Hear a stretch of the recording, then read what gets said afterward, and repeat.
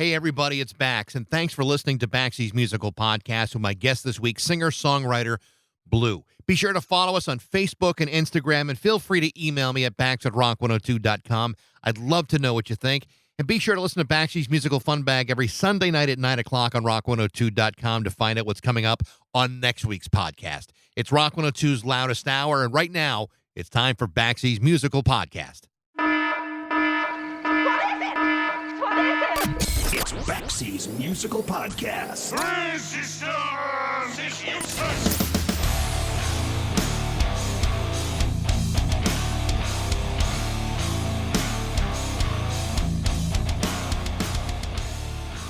At the ripe old age of 56, I still get excited from time to time when I accidentally stumble across new music. Even if that music winds up being 15 or 20 years old, I can still find myself getting totally caught up in it, because when something connects, when it hits me, that's it. I'm diving right in. And that brings me to the music of Bleu Macaulay. Now, if you know blues music, then you already know what I'm about to tell you.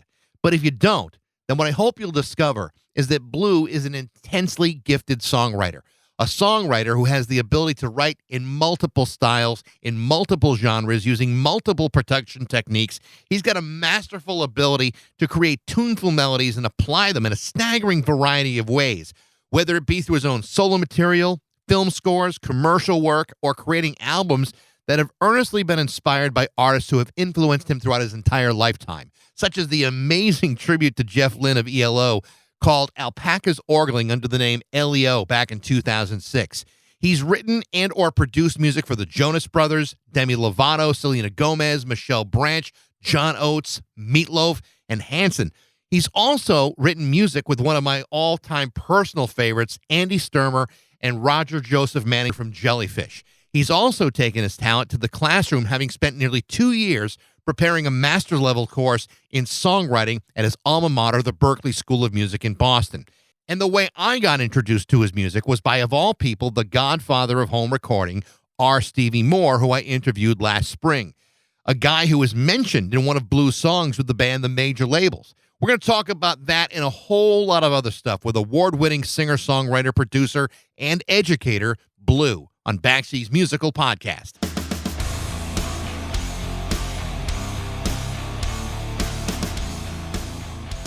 Hey there, how are you? Good. How you doing? I'm great. Good to see you. Likewise. Yeah. Well, I'm glad we could finally make this happen because if I'm understanding everything correctly, you were born in Green Bay, you grew up in VA, you went to school in Boston, moved to Los Angeles. I grew up South Shore. I live in the Springfield area now. I went to school in Milwaukee. I vacationed in Virginia, and I had a 2-hour layover once in LAX. If you and I aren't living parallel lives, I don't know what. Okay. I don't know who is. Where did you vacation in Virginia? Richmond, and Okay. also I lived Virginia in Beach. Richmond when I was a kid, actually. Okay. Richmond is a beautiful city. It is a beautiful city, but you still kind of consider yourself a Boston guy. Oh yeah, absolutely. And What- I still go back every year and work on records there and work with other artists in the area and all that kind of stuff. So yeah, I love it. What is it about Massachusetts that keeps sucking you right back in? I really like the people, actually. Which is funny because it's like Massachusetts people are kind of known for being sort of I don't know, unapproachable and insufferable, arrogant, all those things. Yeah, but I haven't found that to be the case, really. Actually, it's sort of like all bark and no bite or something. Actually, I think like Massachusetts people are like incredibly warm and generous, but there's just the fun of like, the sort of gruff exterior or whatever. Yeah. So I don't know. I've always appreciated that. And I don't know. It's just it's beautiful and old and also it's like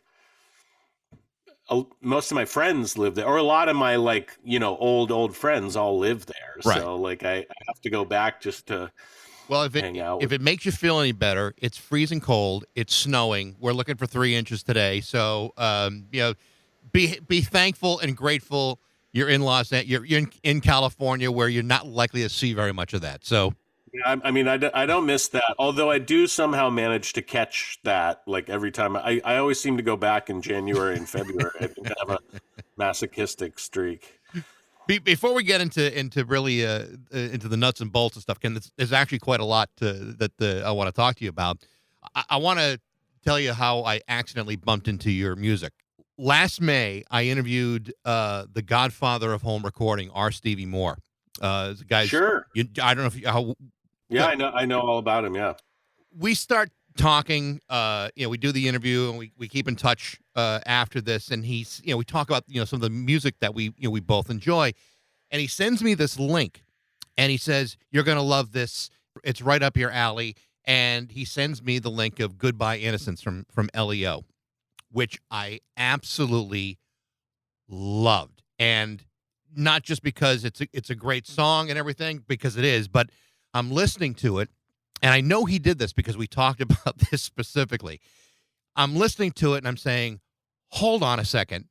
That's freaking Andy Sturmer from Jellyfish singing in that song. And at that point, I just completely geeked out and said, well, that's it. Blue has got me 100%. I'm diving right in. And that's exactly what I did. I'm a huge Jellyfish fan, and to know that you worked with him, a guy who, and this is like 13 years after Spilt Milk, he's kind of been like a musical hermit, and here you are, getting him to work with you. How did you manage to work to get to know him? Because he has not been the easiest guy to approach or even to get involved with. How did that happen? Well, this was many years ago, obviously, now Yeah. at this point, more than 20 years ago now. I think that's something worth noting. It was a different time for everyone then, but yeah, the producer that I chose for the record, a guy who's remained a lifelong friend, named John Fields, who's produced a bunch of big records for all kinds of people over the years. He kind of said to me, if you could collaborate with anyone on the record, who would it be? And honestly, Andy was the first person I said. And he happened to, have fairly recently been in touch with him. I forget exactly.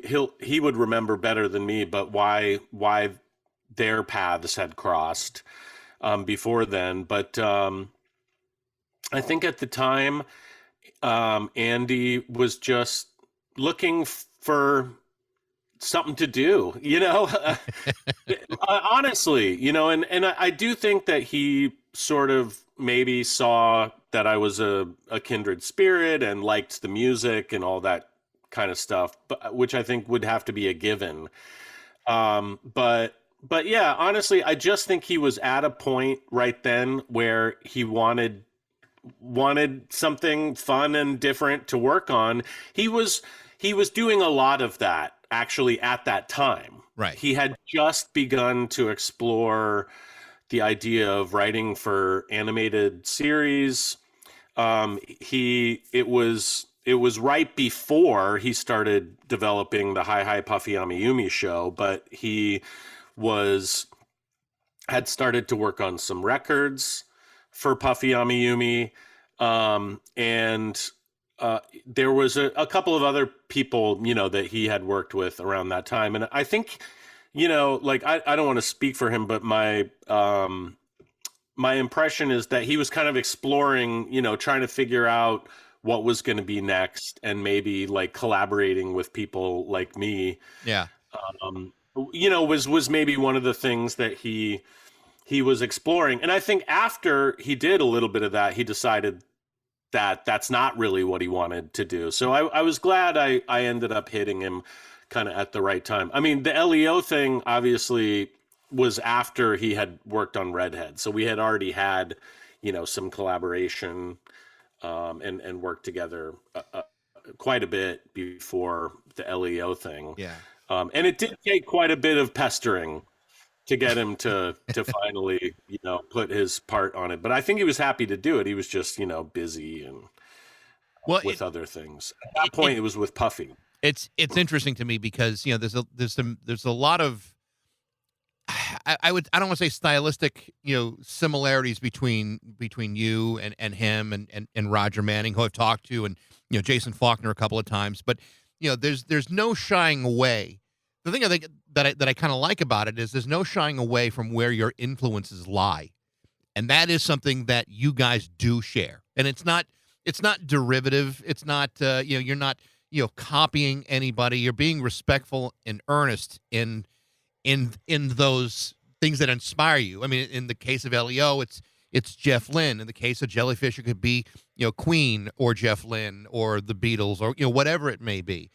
And I think I respect that, because if the songs weren't fantastic, this could easily be seen as like not that interesting. But the songs are so, and not just on that album, but all your albums, you don't shy away from strong melodies and big harmonies and creative twists and turns. It's one of the things that I've discovered about your music that I absolutely am falling in love with. It just there's this there's no fear in embracing what inspires you. I have a great deal of respect for that. Yeah, I've always found that kind of funny, especially with a lot of indie bands, that sound just like whoever, the Talking Heads or you name it. Yeah. I always think it's funny that they, sometimes don't want to just embrace, oh yeah, I loved that band, and so that's our biggest influence. That's what we're trying to sound like or whatever. I do think maybe it's a little bit more obvious, when it's ELO or the Queen or the Beach Boys or whatever. Yeah, but like I said, if the songs were shitty, it could easily be dismissed. But the songs are so great that it's like I just shook my head and going and thought this is so honest and pure and respectful of Jeff Lynne and his production style and everything from the sound of the drums to the harmonies. I mean, it's all very, very respectful and earnest. Part of that project in particular, and then also the Loud Lion project, which I did many years after that, was really trying to explore every aspect of a particular auteur that I appreciated and respected. Obviously Jeff Lynne on the LEO project, and then Mutt Lange with the Loud Lion project. But to me, to just explore all these production techniques, but not to also try to pick apart all the songwriting and what makes that tick, didn't really make sense. It's a kind of a whole ball of wax of, from drum sounds, all the way to lyrics and melody types and chord structures and kind of everything. And that was the point of doing both of those projects, was to really try to explore everything I could about those people.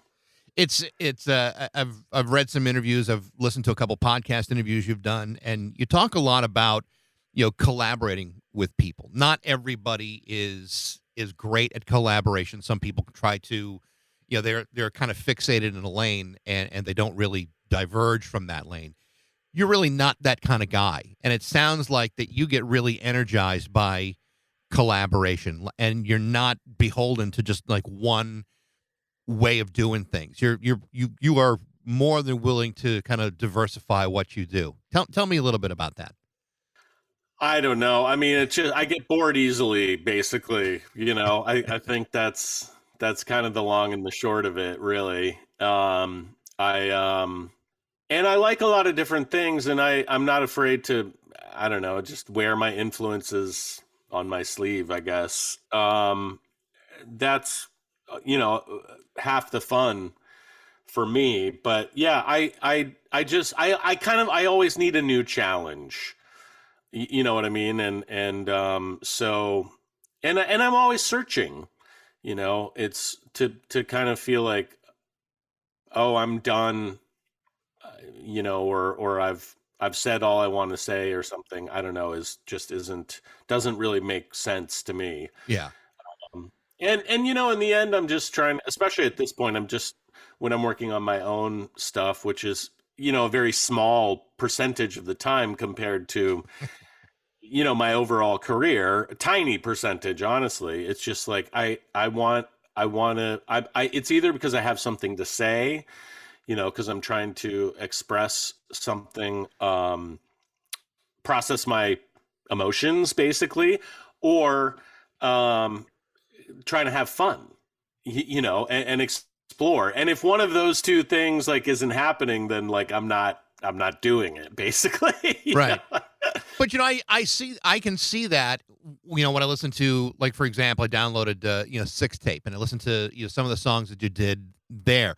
Like a song like Write You a Symphony. I mean, that could very easily have been just a plain simple song, but you threw everything into it to make it really interesting. There's a sense of humor about it, or a sense of irony about it, even though you're kind of tackling what is basically a very serious song. You're just adding things that clearly that someone who is creative has to kind of add something new to make it even interesting for you, the writer of those songs. I've done a lot of productions like that over the years, which I call like, musical onomatopoeia, or really, really what it is prosody. Like taking prosody to like its, like to the nth degree. Right. And I feel like I had done several of those over the years to varying degrees. And I felt like with that one, I was like, okay, I got to do like the absolute ultimate biggest one of these, and kind of get it out of my system, so to speak, and obviously that seemed like the perfect song to do that with, because it's talking about all these different things, so why not represent, all those things musically or whatever. But it was fun. I like that, ultimate schizophrenic, kind of, it's constantly, I don't know, changing lanes. Yeah. Well, from like bar to bar sometimes. Well, you certainly did do a good deal of that. Like, and it's funny because I went on Bandcamp, and they go, maybe I'll order a physical copy of the album, and the only thing that you could order off of Bandcamp with this record is the high quality VHS version of it, which I thought, okay, it's $100 or more. Do I want to own it that badly, all on VHS? I'd have to buy a VHS player to even consider it. But I mean, it's just a very creative approach to releasing music at all. It was fun. I mean, I'm obsessed with VHS. So I actually have a bunch of new finds right here next to me. When I was just in Virginia for the holidays, and there's much better picking there than there is here. I'll show you a couple here. Tanya Roberts and Sheena. Wow. So this is actually one of the moms from that 70s show.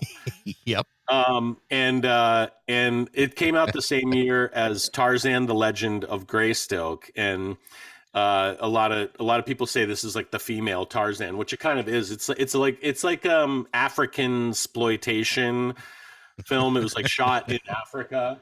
But I got these recently. This was one of my favorite shows when I was a kid. I got all the different packages on it too. Do you remember this show? Buck Rogers. I sure do. A great one. Look at all these. Wow. The cases. For me, it's like collecting records, I love the artwork and all the, credits and stuff like that. So yeah, releasing my record on VHS, that's what it was for me, was like an opportunity to explore the medium and all the artwork, the packaging and stuff like that. Check this guy out. Clamshell case. Goonies. Look at that. The Goonies. Yeah. Wow. Now, was it rewound when you got it, or did you have to go and rewind it yourself? It's funny. It's funny, but they, you find all kinds of, you find them in all kinds of shapes. That's for sure. But I found a couple sealed ones too. Obviously when you get the sealed ones, it's pretty exciting. Then it's like, oh, am I going to open it up and actually play it or not? I got a sealed Tootsie. Wow. Well, it's too bad that the Discogs doesn't run a VHS pricing guide, because that could be worth at least $4 on the open market. There's actually, like, you can go and to video stores again. I worked at video stores when I was a kid, like before I got signed. So, it holds a very special place in my heart. I bet it does. One of the things that you had mentioned was about, working on, musical projects that are not necessarily solo projects, but, things like when Andy Sturmer's working on, animated TV shows. You've created this class for Berklee School of Music where you went about sync work for music. As I understand it, it opens up, all kinds of doors for a musician's or songwriter's career that wouldn't necessarily be available if you're just going to start a band looking for gigs, hoping to get signed by a major label. I mean, to me, it's nothing but tangible opportunity. Tell me a little bit about the class that you put together and about sync work. Well, there's a lot of different ways to approach it, and obviously we get into all that in the course. I talk about production music, which they used to call library music, and writing to brief, which is more what like music houses do. That the names for these things are always sort of changing, but I think what you're talking about, and the reason why most people are interested in taking the course is what I call, and this is just a term that I coined, I call it artist-oriented sync. Mm-hmm. And that's where basically you're creating music that is aimed at the sync market, but not specifically like having briefs come in and say, I'm going to like write something specifically for this brief. It's basically like you're making songs as an artist for release, as you normally would, as any artist would, except that it's geared specifically towards trying to get syncs and approach, the sync market. And I do think it's not what I think a lot of people think it is. I think it's actually kind of the opposite of what a lot of people, think it is in many ways. But I do think that it can be a great way to approach a career. And I know many people who have done very well and honestly managed to have very successful careers, in some cases even much more successful careers than had they approached their career as like a typical artist trying to, sort of tour and get signed to a label and all that kind of stuff. And I think it works really well for certain types of artists making certain kinds of music, but I do also think that anyone can do it because there's a lot of different, genres associated with sync. But the thing you can't do is just make the music and then, obviously if you're a certain kind of artist, it works, it can work. But for a lot of people, I think you can't just say, oh, I'm going to make the music that I want to make, and I just need to find the right contacts, in order to like get my music synced. That's a part of it, but the more important part is making the kind of music that people want to sync. Well, I was going to ask you about that. I mean, is it harder as a songwriter to write something that is designed to be a part of a commercial entity, or is it harder to write for yourself for your own purposes? Or is there any kind of distinction? It depends on the person. Yeah. Like I find that a lot of students, and because I now have friends, people that I've known, wonderful artists, approaching me and saying, hey, I know you've had a lot of success in sync and you wrote this whole course from Berkeley. Like, what do I do? And then we talk about it and I start telling them what they would need to do to get into it. And they're like, oh, I don't know if I could do that. So I think it's hard for some people. It depends on like what your approach is and like how you view yourself as an artist. Because one thing that has kind of shifted over the last several years is that like you really need to release stuff under your own name. I think for a while people were trying to release stuff under like side project names and that kind of thing, and that can work if you establish a presence over a long term, but you still have to treat that as if it's a real artist project. And for a lot of people, they're not willing to take all the time and effort to market every single project and do all the social media for it and and so on and so forth. It's like in addition to what they're already doing in their artist career. So the easiest thing for most people is to just release it under your artist name, but then that ends up being a catch for a lot of people. Yeah. Because they're like, oh, well, I could never release that kind of a thing under my name because I only do this kind of a thing. You know what I mean? And so I think it's, for a lot of people, that ends up, kind of being the issue and being a snag. I think the people that are willing to dive in head first and be like, this is what I want to do and this is what I'm going to do, that's when they start to succeed. It sounds like you have to somehow get beyond certain insecurities to even consider it. Yeah, because I mean, obviously, there are some people that the ego is kind of getting in the way of them maybe having that commercial success in in that direction, as opposed to your stereotypical fantasy of what success really looks like. And I think as you describe it, the possibilities of scratching out a lucrative career, requires you to kind of get beyond some of that stuff and say, okay, but there's also this will put food on my table and pay my bills, as opposed to, there's a lot of artists out there, especially now, where the payback on streaming is so appallingly bad that they rely on that and merchandising to pay bills. To me, it seems to me you're looking at other opportunities that maybe a lot of people just either are afraid to do or just don't even know how to begin doing it. Is that like an accurate thought or not so much? Yeah, no, absolutely. I think, again, for a lot of people, it's difficult for them to separate, doing this thing specifically for this.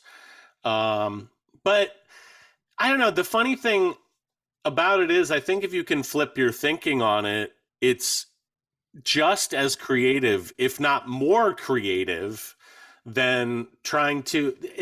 That's the funny thing about sync, is because at the highest levels of sync, they're looking for really creative, like really interesting, different music.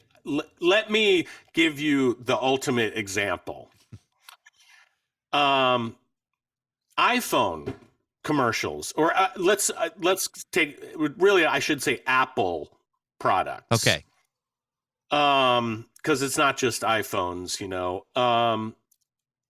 they go for the absolute most cutting edge, most creative music. And this guy that I used to produce many, many years ago I think he's had something like a dozen Apple commercials or something like that. He goes by the name Nudes with a V, NVDES. And the music is incredibly creative and like really more creative than a lot of like what you would hear on the radio, or like just your average artist trying to make their way doing touring and things like that. And So like in a way, I think it's funny that people like kind of see it as this box. To me, I think it's totally the opposite. I just found out about this artist from an Apple commercial who's incredible. What's his name? Cosmo Sheldrake. He had the commercial for the new Mac Studio, which is like their new computer or whatever. Right. And I mean, you would love it. Like if you like my music and Jellyfish and all that, it's that kind of music. It's like Beatles influenced, but also like very orchestral, and has like every crazy bell and whistle and stuff like that. Anyway, the point I'm trying to make is this is not a guy who's like pulling any punches or trying to do something, that is like overtly commercial. If anything, it's totally the opposite. So I think there are opportunities in sync to be more creative than you would be able having like some sort of standard artist music career. So it's just all about shifting your thinking and shifting your focus, I think. One of the other things that I've noticed, and you've been doing this for a very, very long period of time, and doing it beautifully and very successfully. Crowdsourcing for your own music, Kickstarter. I just watched the video of the Bluesicle, the mini musical, which I thought, how many times do you see someone who may be looking to start a Kickstarter campaign, and there's not a whole lot more than just them sitting in front of their iPhone saying, "Hey, I sure could use a few bucks for a new record." You put together this lavish production that was it was so great and so compelling, and people responded to it. Has that changed over the years? Is it easier? Is it harder? Does the creativity that you added, back, in 2010 or whatever it was, I think it was for your album 4. I mean, is it still viable to be marketing yourself that way? How does that work for artists now in 2023? Again, like not to be vague about it, but I think it depends on the artist. I certainly think there are artists that are continuing to do very well with it. I've seen a lot of people move over to the Patreon model, which I do think is a good model because it's a subscription, model basically, or it can be. There's a lot of different ways that you can do it, that you can work it. But I think for people that want to just constantly be creating, that's a great way for them to constantly offer material to people that are interested in what they're doing. It might be tough for me because I have a full-time music career, outside of making my music, which is just a small percentage of what I do. So like keeping up with something like that might be a little bit more difficult for me. But I think there's a lot of options out there for people. And I think if you're willing to be creative and give, the people who are interested in your music something of value and something that they're looking for and they connect with, I think it absolutely can still work. And we're still seeing it work. I do think it's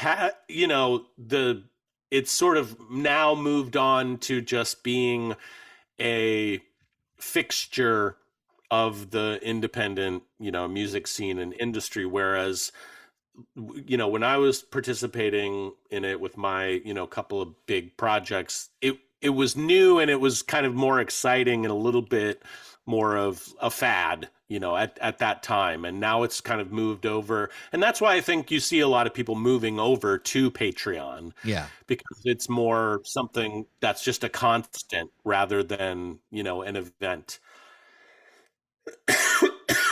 Excuse me. But yeah, so I think it can be good, but it depends. You got to find what works for you. Yeah.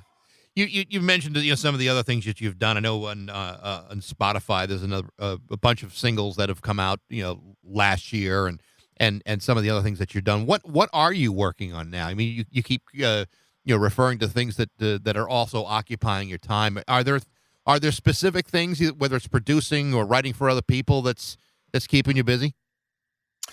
Yeah, I've been doing more scoring lately. I scored a documentary for HBO that came out last year, and I'm uh, working on another documentary for HBO now, which I don't think I'm supposed to say anything about it. But NDAs and whatnot, Right. because it hasn't. I don't think it's been announced yet.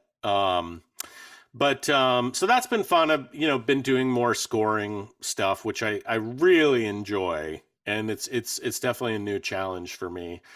There's a lot of artists that I'm working with. I've been having a lot of fun working with an artist out of Nashville named Lucas Carpenter, and I'm also doing all the kind of art and design stuff for that project as well, which has been really fun.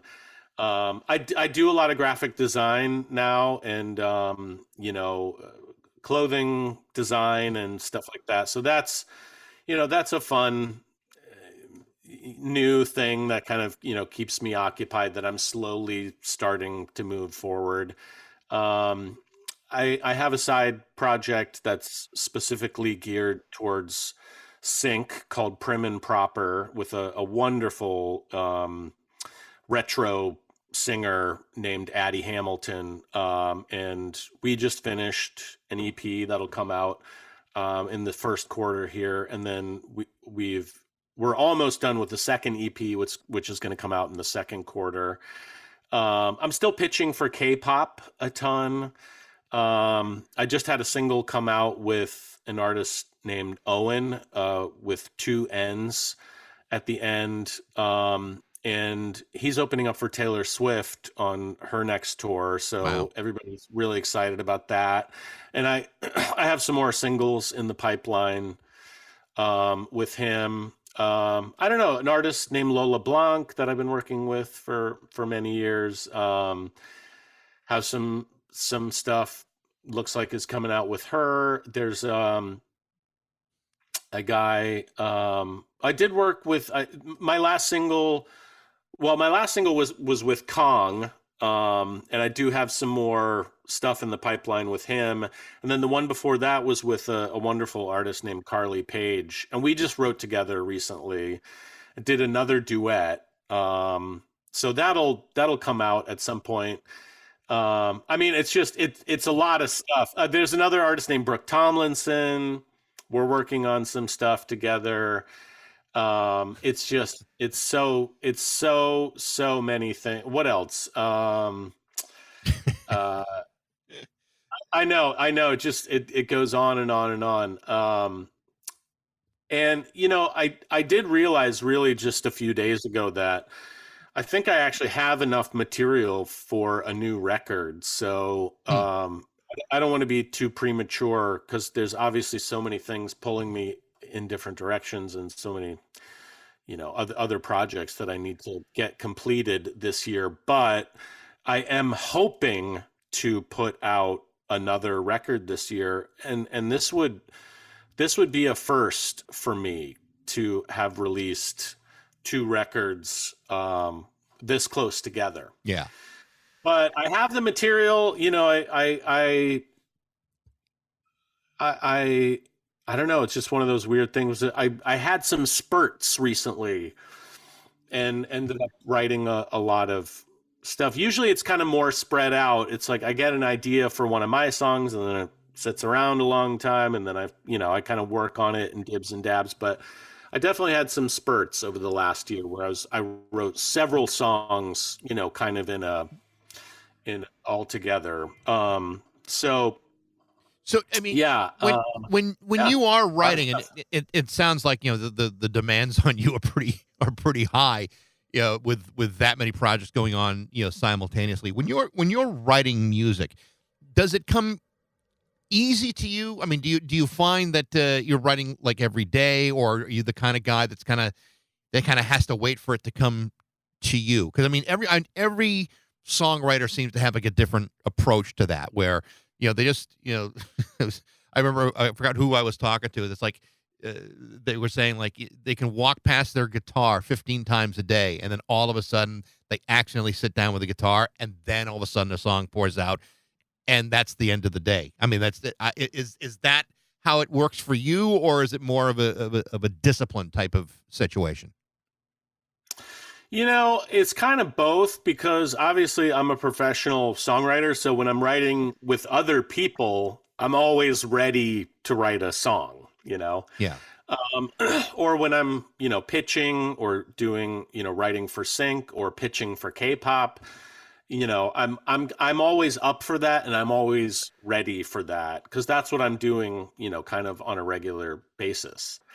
But when it comes to writing my stuff, I'm looking, I'm waiting basically for that inspiration. I'm never just like, oh, I'm going to sit down and write a song today. Now with my stuff more, it's like, no, I want to write this song.